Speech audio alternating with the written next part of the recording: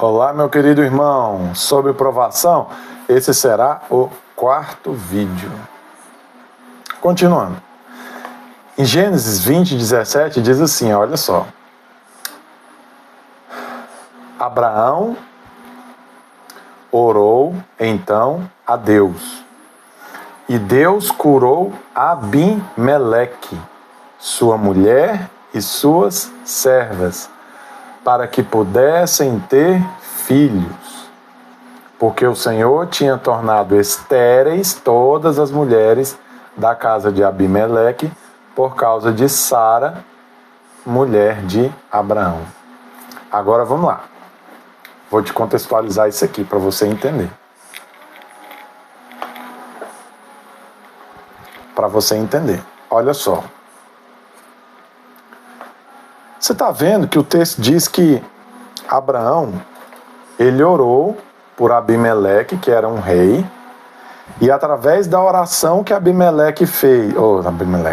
fez para Abimeleque, as mulheres da casa de Abimeleque foram curadas da esterilidade. Aí eu te pergunto, Abraão sofria de quê mesmo com Sara? Esterilidade, não era? Veja bem, Abraão não podia ter filhos. Sara não podia ter filhos. E Deus usou quem para curar a esterilidade de Abimeleque? O próprio Abraão, que não podia ter filhos. Deus usa a sua dor para curar do outro. A sua dor é uma marca de que você passou por aquilo e você sabe o quanto dói, o quanto custa, o quanto é pesado passar por aquilo. Você ganha a capacidade de amar o seu semelhante através das suas dores. Agora, para você entender melhor ainda, você acha que nessa época aqui que Abraão fez isso, ele já tinha um filho ou ele ainda era estéril? Ele ainda era estéril. Nessa época aqui, Abraão ainda estava esperando a promessa. Se eu não estiver enganado, ele tinha mais de 90 anos nessa época. Já estava esperando a promessa há pelo menos 15, 20 anos. E nunca tinha se cumprido. Você já pensou? Deus fala assim para você, ó. Se coloca no lugar de Abraão.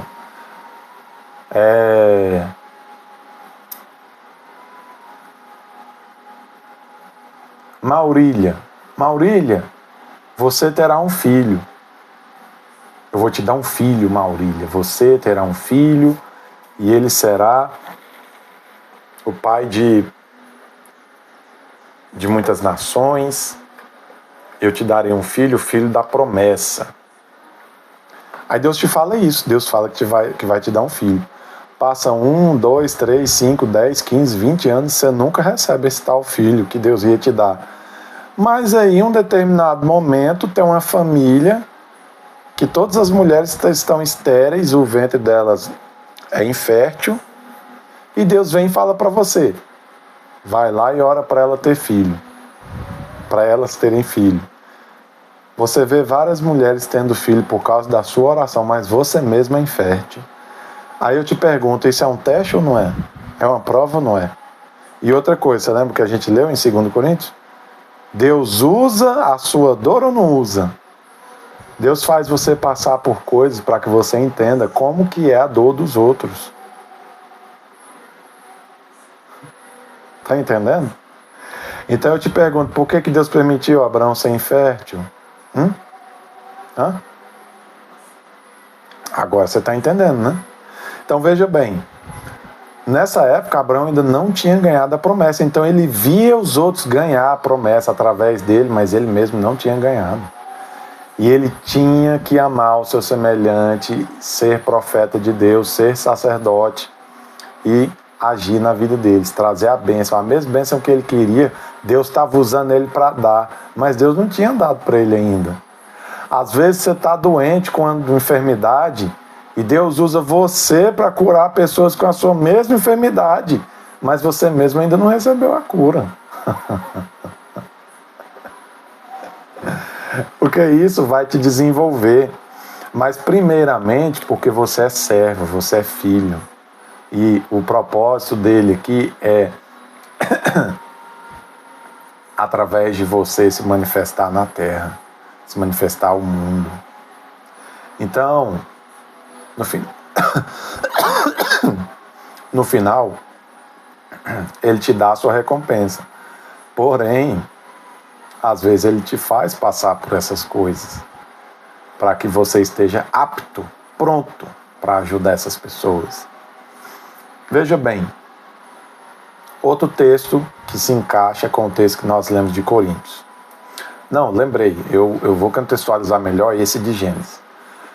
Abraão, ele mentiu algumas vezes, essa foi uma delas. Abimeleque, ele era rei de uma das nações vizinhas à peregrinação de Abraão. Abraão, ele era um peregrino, ele andava em terras estrangeiras, porém que Deus tinha prometido a ele. A terra de Canaã,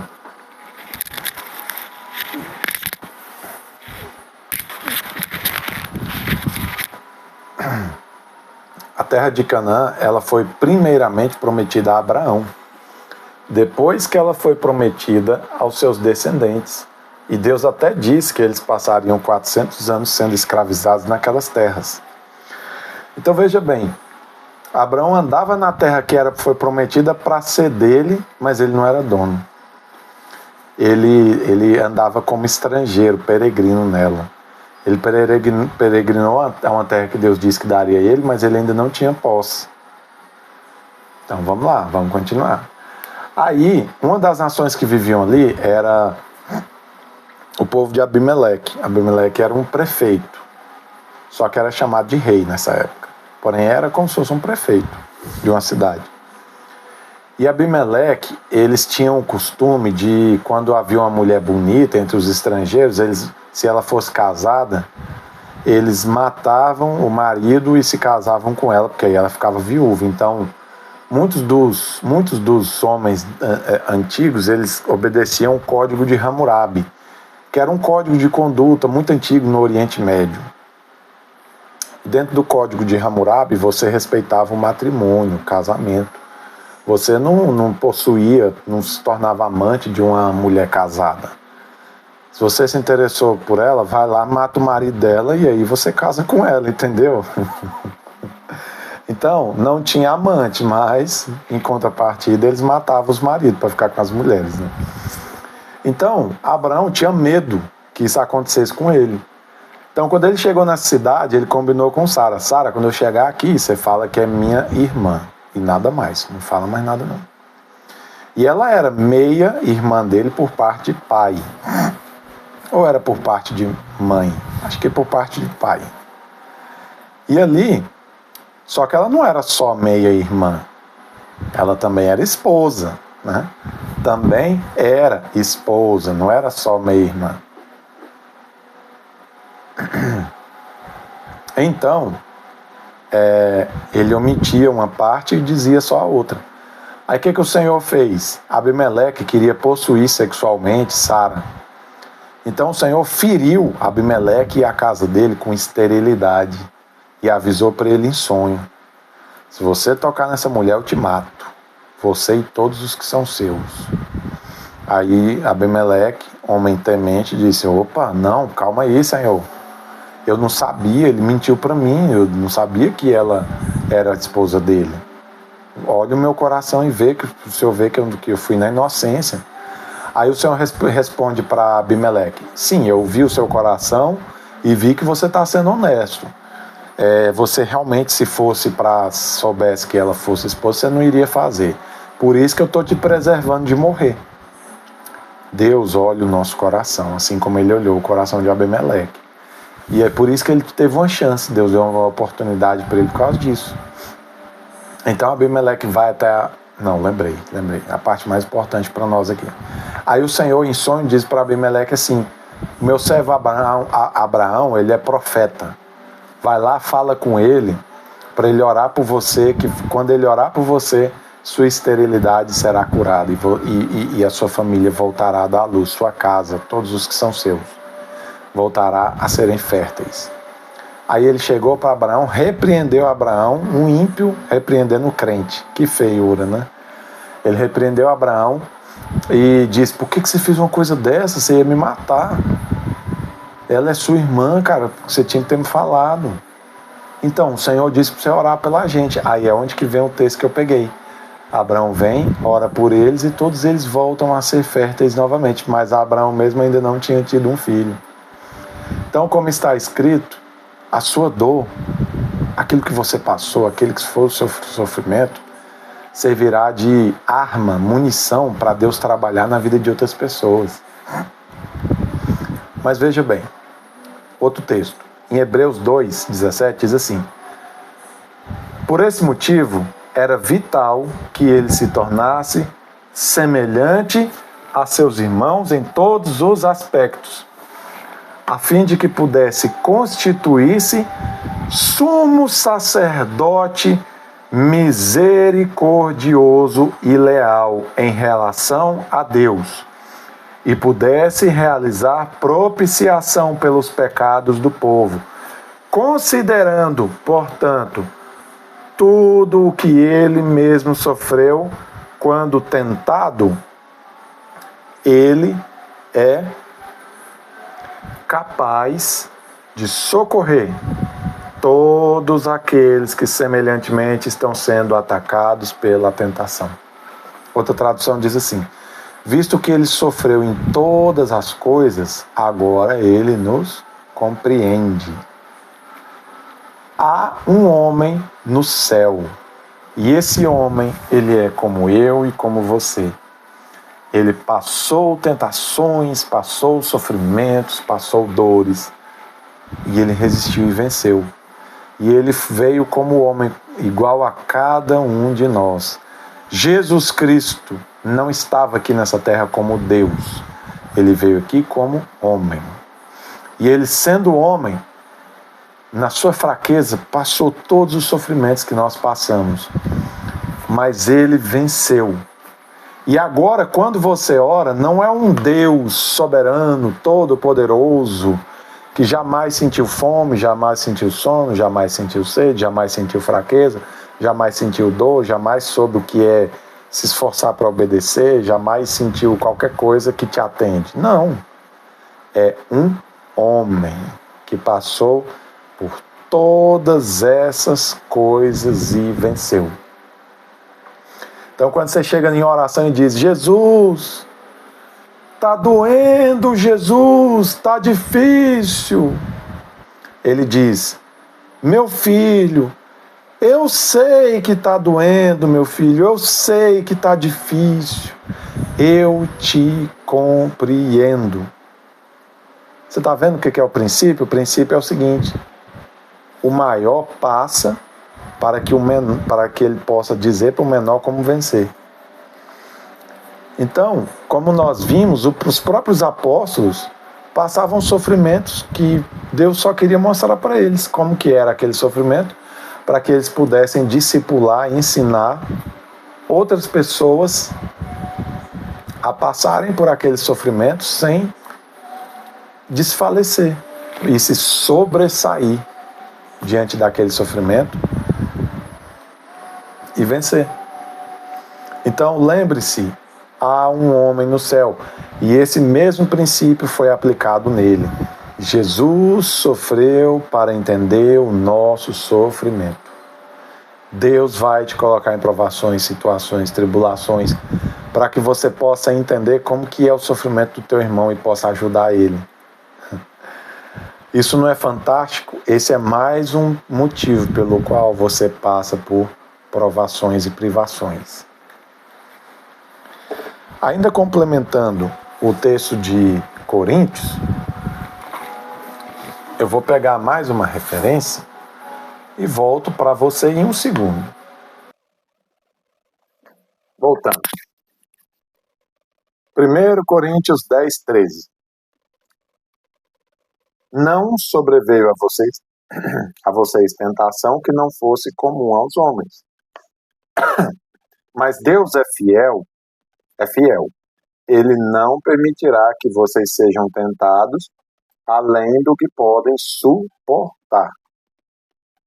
Antes de chegar ao ponto de não suportar, quando forem tentados, ele mesmo providenciará um escape para que possam suportar.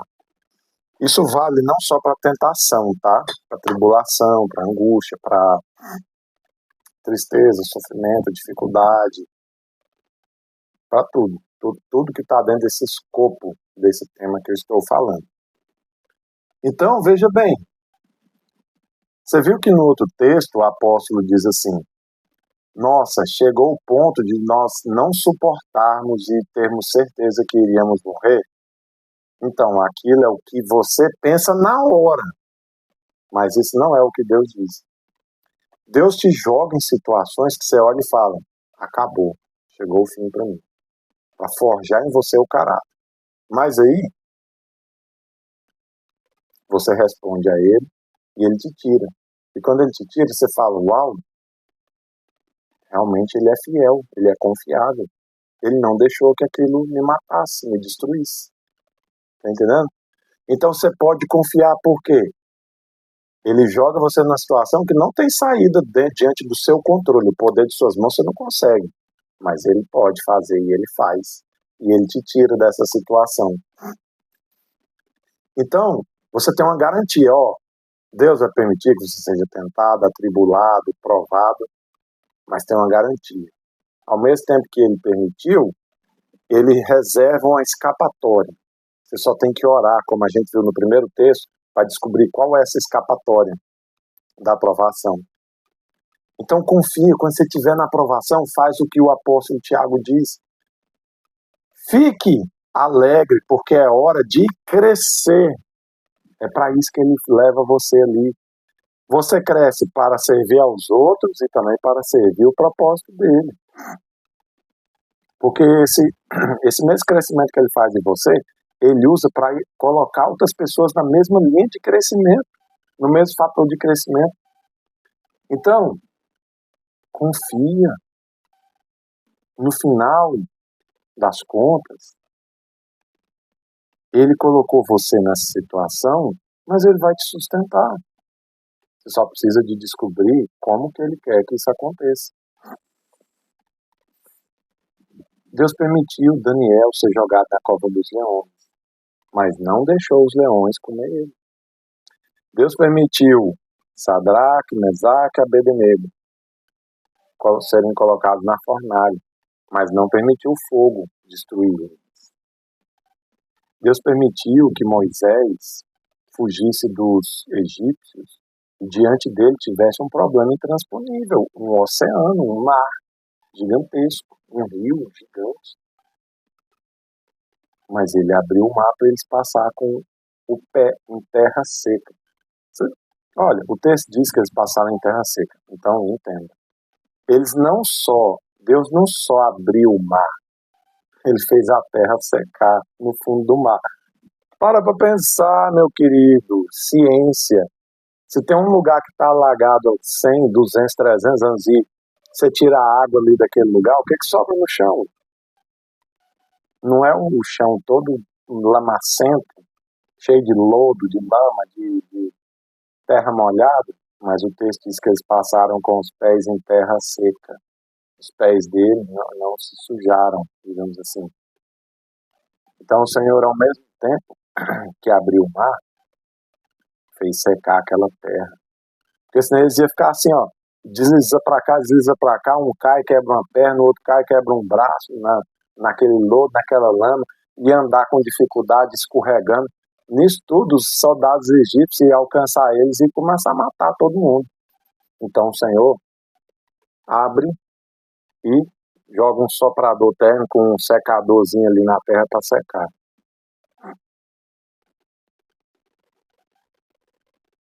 Deus, ao mesmo tempo que te permite passar por situações, também te dá uma escapatória. Sempre, sempre é assim. Se você ainda não entendeu qual a escapatória da sua tribulação, ore, pergunte. É a vontade dele que você pergunte a ele. Vamos passar para frente?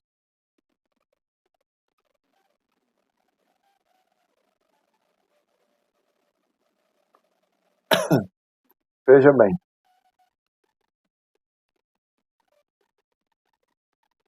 Primeiro Pedro 4, do 2 em diante. Você pode me acompanhar na sua Bíblia.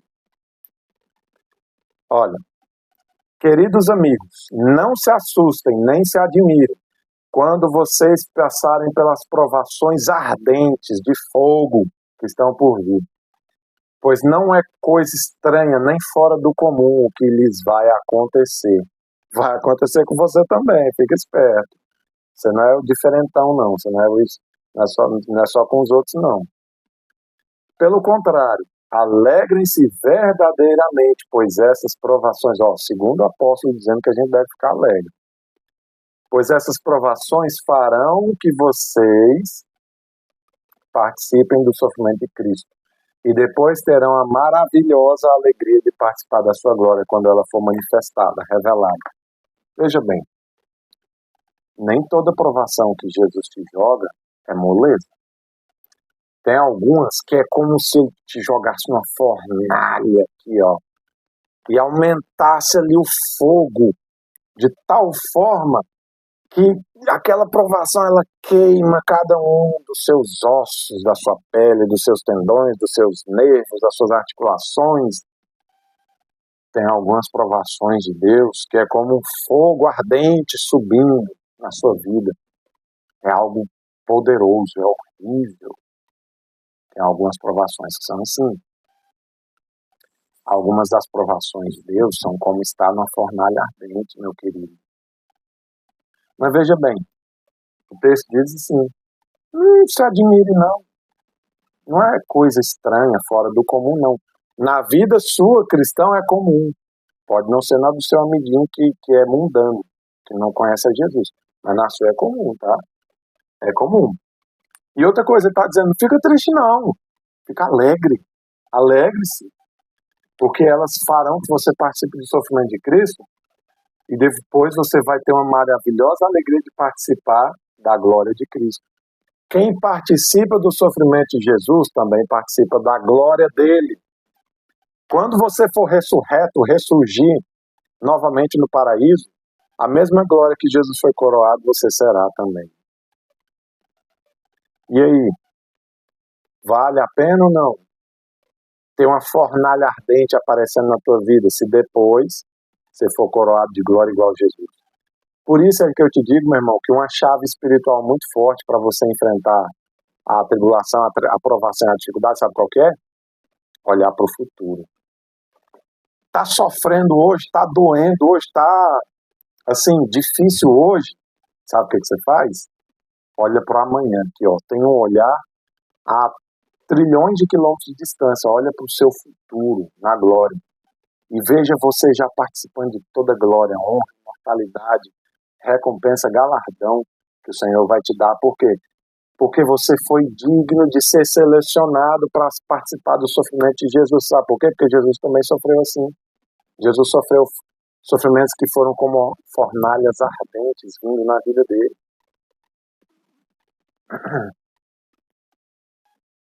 Então, meu querido, não é anormal e não fique triste. Deus quer que você se alegre na dificuldade, como Paulo e Silas, que cantava louvores na prisão enquanto era açoitado nas costas, enquanto sofriam, pingava sangue, eram torturados. Por quê? Simplesmente porque pregavam o evangelho. Isso é motivo para você apanhar assim? Não, não é. Você não está fazendo nada de errado, você está fazendo o bem. Quando você faz o bem e recebe o mal em troca, você participa do sofrimento de Cristo. Alegrem-se ao serem insultados por causa do nome de Cristo. Pois quando isso acontecer, lembre-se que sobre você repousa o Espírito da glória de Deus. Olha, não quero ouvir falar de vocês sofrerem por cometer assassinato, roubar ou causar desordem. por se intrometer nos negócios dos outros. Mas não é vergonha nenhuma sofrer por seguir a Cristo. Deem graças a Deus pelo privilégio de estarem na família de Cristo e serem chamados pelo seu nome maravilhoso. Qual que é o nome maravilhoso? Cristão. Pequeno Cristo. Portanto, isso é um privilégio mesmo, você ser chamado de cristão, tá? A Bíblia está dizendo isso, fica alegre. Portanto, se vocês estiverem sofrendo segundo a vontade divina, continuem a fazer o que é direito e entreguem-se aos cuidados do fiel Criador, pois ele sempre cumpre suas promessas. Veja bem. Meu querido, sabe o que esse texto está dizendo? Nem tudo é sofrimento de Jesus também, não. Nem tudo que você passa é porque você está sofrendo por ser cristão também, não. Se você cometer um assassinato, se você roubar, se você causar desordem, se você for um fofoqueiro, se você é um tipo de pessoa, se você é um tipo de pessoa que causa desordem, baderna, bagunça, se você é um tipo de pessoa que atrapalha a vida dos outros, você vai sofrer também, mas sem galardão. Você sabe por quê? Isso é consequência de pecado. Se você deu calote numa pessoa, essa pessoa veio, encheu sua cara de bolacha, deu um monte de tapa na sua cara e murro, e você ficou espancado, cuspindo sangue no chão, isso daí não é sofrimento por Jesus, não, tá? Isso aí não foi Deus que mandou, não, meu querido. Não foi Deus que mandou essa tribulação aí, não. Isso aí é consequência dos seus atos. Então a Bíblia ela faz diferença entre um sofrimento gratuito, inocente, que você estava fazendo o que era certo e você sofreu, e um sofrimento pecaminoso. Você fez e agora chegou a consequência da sua prática. Assassinou alguém, veio alguém e matou um ente querido seu. Isso é sofrimento, meu querido, que é resultado das suas ações. Isso é consequência. Aquilo que o homem plantar, ele colherá. Então, esse tipo de sofrimento, você não recebe galardão por ele. Por isso, você deve viver em santidade, que você vai sofrer menos. Agora, tem um segundo tipo de sofrimento, que você não fez nada, mas você está sofrendo. Vou te dar um exemplo aqui de sofrimento. Você está ali com 35 anos de idade, você está solteiro. Por que você está solteiro? Porque você não aceita se envolver com qualquer mulher piriguete por aí, qualquer mulher que não presta por aí. Você está procurando uma mulher de Deus, mas ainda, infelizmente, não conseguiu se casar. É sofrido chegar aos 35 anos solteiro? É. Então, isso é um sofrimento por Cristo. Porque o motivo pelo qual você sofre é para ser fiel ao Senhor e não casar errado. E isso é sofrer por Cristo. Isso também é sofrer por Cristo. Agora, se tu tá sofrendo porque você matou 3 namoradas que você teve, nenhuma mulher te quer mais, negativo. Isso não é sofrer por Cristo, não.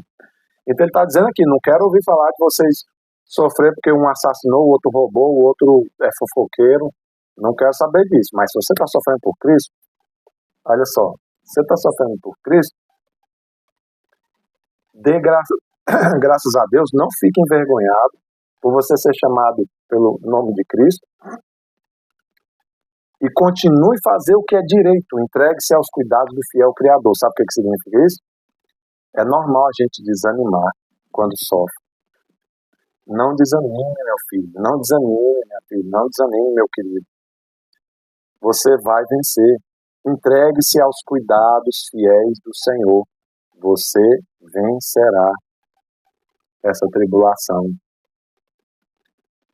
Não desanima. Apesar de que o desânimo vem, não dá ouvidos para o desânimo. Aqui, ó.